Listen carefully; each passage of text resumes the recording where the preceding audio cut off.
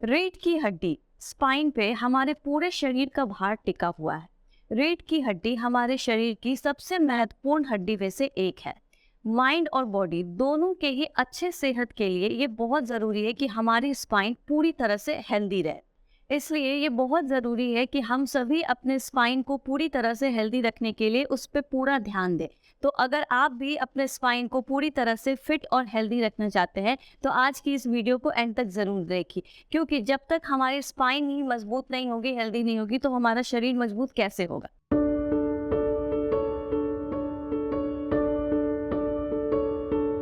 Hello, नमस्ते everyone, welcome back to my channel Yoga Sneh. मैं हूँ स्नेहा अग्रवाल, आपकी योगा टीचर। जैसा कि हम सभी जानते हैं, हमारी स्पाइन, हमारी रीढ़ की हड्डी हमारे पूरे बॉडी को आकार देने का काम करती है, पोस्चर को ठीक रखने का काम करती है और हमारे ब्रेन में मैसेज पहुंचाने का काम करती है, जिससे हमारे मेंटल और फिजिकल हेल्थ के कंडीशन का भी पता चलता है। इससे कोई फर्क नहीं पड़ता कि आपकी उम्र क्या है, चाहे आप बच्चे हैं, बूढ़े हैं या जवान हैं। अगर आपने अपनी स्पाइन की हेल्थ पे ध्यान नहीं दिया तो आपको बहुत सारे बीमारियों का सामना करना पड़ सकता है। तो डरने की कोई बात नहीं है। आज की इस वीडियो में मैं आपको 5 ऐसे आसन बताने वाली हूँ जिसकी डेली प्रैक्टिस से आप अपनी स्पाइन को पूरी तरह से ताकतवर और मजबूत बना सकते हैं। और डेली प्रैक्टिस से धीरे धीरे आप अपनी स्पाइन की फ्लेक्सिबिलिटी और मोबिलिटी को भी बहुत जल्दी इंक्रीज कर सकते हैं। तो चलिए बिना किसी देरी के आज की प्रैक्टिस स्टार्ट करते हैं। तो आज का जो हमारा सबसे पहला आसन है वो है मार्जरी आसन, जिसे कैट काउ भी कहते हैं, जिसके लिए आप आराम से वज्रासन में बैठ जाएंगे। पूरी तरह से अपने स्पाइन को, अपने शोल्डर को, अपनी नेक को स्ट्रेट रखेंगे और थोड़ी देर तक इनहेल एक्सहेल करके पूरी तरह से अपने आप को मेंटली और फिजिकली प्रिपेयर कर लेंगे। चलिए, रिलैक्स हो जाएंगे अच्छे से।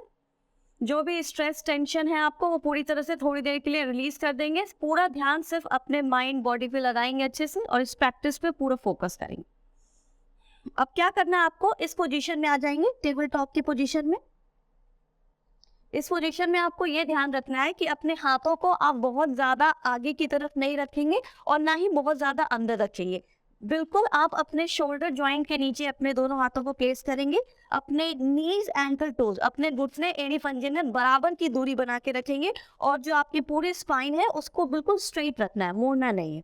स्पाइन को न्यूट्रल रखेंगे। सबसे पहले सांस भरते हुए आपको अपने पूरे पीठ और कमर वाले हिस्से को नीचे की तरफ प्रेस करना है।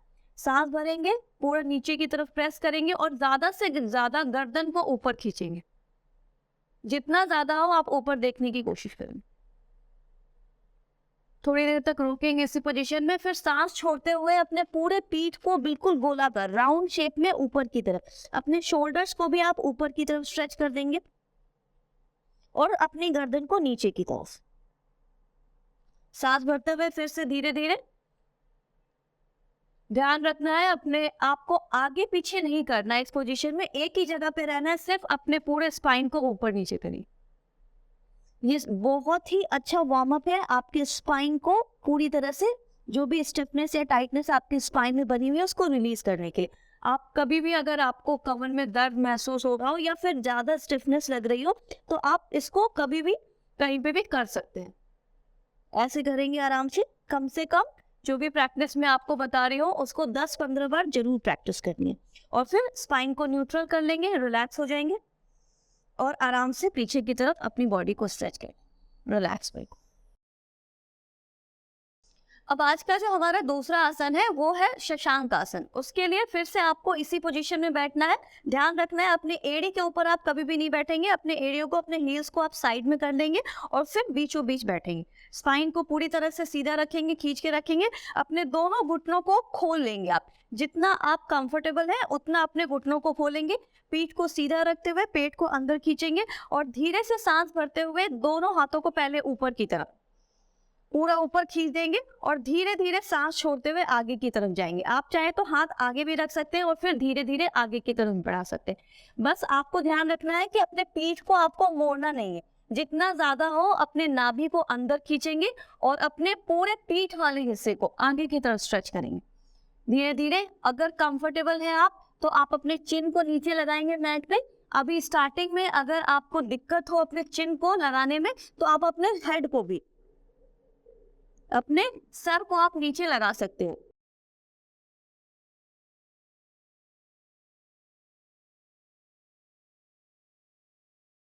कम से कम 5 से 10 सेकेंड रुकेंगे और फिर धीरे धीरे वापस आ जाएंगे आराम से, रिलैक्स बिल्कुल, और आराम से बैठ जाएंगे। और आज का जो हमारा तीसरा आसन है वो है डाउनवर्ड फेसिंग डॉग। उसके लिए आप फिर से इसी पोजीशन में बैठेंगे और दोनों हाथों को फिर से आगे की तरफ लेकर आ जाएंगे, टेबल टॉप की पोजीशन में आ जाएंगे। दोनों हाथों में अपने कंधों जितनी दूरी बना के रखेंगे और अपने दोनों पैरों को भी थोड़ा सा खोल के रखेंगे। अब धीरे से अपनी पैर की उंगली को अंदर की तरफ खींच लेंगे, आप पूरा अंदर मोड़ लेंगे, लंबी गहरी सांस अंदर लेंगे और सांस को छोड़ते हुए आप धीरे धीरे अपने घुटने को सीधा करेंगे, जितना हो सके अपने घुटने को सीधा करेंगे। इसमें आप आगे पीछे करके अपने बॉडी पार्ट्स को एडजस्ट कर सकते हैं। ध्यान रखना है इस पोजीशन में आपको अपने घुटने को मोड़ना नहीं है, घुटनों को सीधा रखते हुए अपने एड़ी पंजे को मैट से लगाने की कोशिश करनी है और जो आपका सर है वो आपके दोनों कोहनियों के बीच होना चाहिए और पीठ को और कंधे को अंदर की तरफ खींचेंगे और थोड़ी देर तक इसी पोजीशन में रुकेंगे। आप देखेंगे आपकी पूरी पीठ, पूरी स्पाइन आगे की तरफ बहुत अच्छे से स्ट्रेच हो रही है और ओवरऑल आप इस पोस्चर में अपने दोनों हाथ, पैर, कमर, हर जगह अपने बॉडी पार्ट्स में स्ट्रेचिंग को फील कर सकते हैं। रुकना है कुछ देर तक आराम से और फिर धीरे से आराम से अपने नीज को, घुटनों को रिलीज करेंगे और वापस बैठ जाएंगे अपनी पोजीशन, रिलैक्स हो जाएंगे। और जो फोर्थ है आसन आज का हमारा वो है वक्रासन, स्पाइनल ट्विस्ट। उसके लिए आपको क्या करना है, अपने दोनों पैरों को आप सीधा कर लेंगे, सामने की तरफ खोल लेंगे, दंड आसन में बैठ जाएंगे, दोनों लेग को स्ट्रेट करेंगे। ध्यान रखना है ज्यादा आगे या पीछे झुक के नहीं बैठना है, आपके पूरे शरीर का भार जो है आपके हिप मसल्स पे होना चाहिए। पेट आप अंदर खींच के रखेंगे और अपने पीठ को बिल्कुल सीधा और कंधों को खोल के रखेंगे अच्छे से। अब अपने राइट या लेफ्ट किसी भी एक लेग को आप बेंड कर लेंगे, मोड़ लेंगे, अपने पंजे को अपने जस्ट आप घुटनों के सामने, अपने नीज के सामने रखेंगे। जो आपका घुटना है वो आगे पीछे ऐसे गिरा हुआ नहीं होना चाहिए, बिल्कुल सीधा होना चाहिए। फिर से एक बार अपने आप को ऊपर की तरफ खींचेंगे। अगर आपने राइट लेग को बेंड किया है तो अपने राइट हैंड को आप घुमाकर अपने कमर के पीछे की तरफ लेकर जाएंगे, हाथ की उंगलियों को खोल के रखेंगे, लेकिन ध्यान रखना ज्यादा आगे या पीछे नहीं, बिल्कुल कमर के जस्ट पीछे की तरफ प्लेस करेंगे। अब अपने लेफ्ट हैंड को उठाएंगे आप, ऑपोजिट हैंड को सांस भरते हुए और सांस छोड़ते हुए पूरे अपने कंधे को, पेट को और गर्दन को पूरा घुमा देंगे। ऐसे क्या करना है, अपनी कोहनी से आपको अपने घुटने को अंदर की तरफ प्रेस करना है। जो बिगनर्स है वो इस पोजीशन में होल्ड कर सकते हैं और अपने चिन को पूरा पीछे की तरफ देखना है। जो ट्विस्टिंग है आप अपने पूरे कमर में, लोअर बैक, अपर बैक में फील कर सकते हैं। अगर आप कंफर्टेबल हैं तो आप अपने एंकल को भी होल्ड कर सकते हैं। थोड़ी देर तक रोक के रखेंगे इसी पोजीशन में। ब्रीथ आप कंटिन्यूअसली करते रहेंगे और फिर धीरे धीरे रिलीज कर देंगे, रिलैक्स में। अब इसी को रिपीट करेंगे हम दूसरी तरफ से। अपने लेफ्ट लेग को बेंड करेंगे, लेफ्ट हैंड को पीछे की तरफ रखेंगे, राइट हैंड को ऊपर की तरफ खींचेंगे सांस भरते हुए और सांस को छोड़ते हुए आराम से बहुत कंफर्टेबली अपने पूरे बॉडी को ट्विस्ट कर देंगे और अपनी एंकल को होल्ड कर लेंगे और पीछे देखने की कोशिश करेंगे। जितनी देर आप होल्ड कर सकते हैं होल्ड करके रखेंगे और फिर धीरे धीरे वापस आ जाएंगे, रिलैक्स, और सीधे बैठ जाएंगे।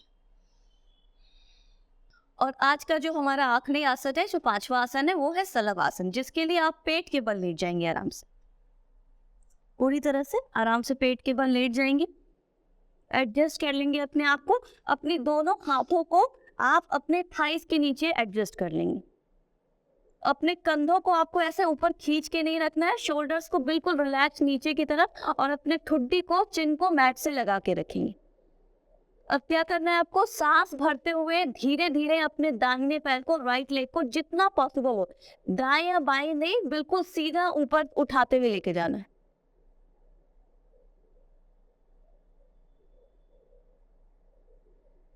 और धीरे धीरे सांस को छोड़ते हुए नीचे लेकर आएंगे।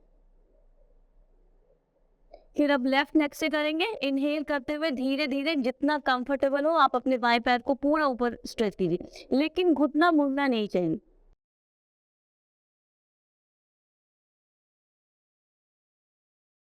और धीरे धीरे रिलीज कर देंगे, रिलैक्स लेग। अगर आपके बैक में बहुत ज़्यादा दर्द रहता है तो आप अपने दोनों पैरों को एक साथ नहीं उठाएंगे, एक एक करके उठाएंगे। लेकिन अगर आपकी बैक में बहुत ज़्यादा पेन नहीं हो तो उस एक एक पैर के बाद आप कोशिश करेंगे कि दोनों पैर एक साथ उठाएं। ऐसे करना है, सांस भरेंगे और जितना पॉसिबल हो अपने दोनों पैरों के ऊपर उठाएंगे और फिर धीरे धीरे आराम से रिलीज करेंगे, रिलैक्स भी। दोनों हाथों को भी अपनी जगह पर लेकर आएंगे और लास्ट में अपनी बॉडी को पूरी तरह से रिलीज कर देंगे, स्ट्रेच कर देंगे आगे की तरफ।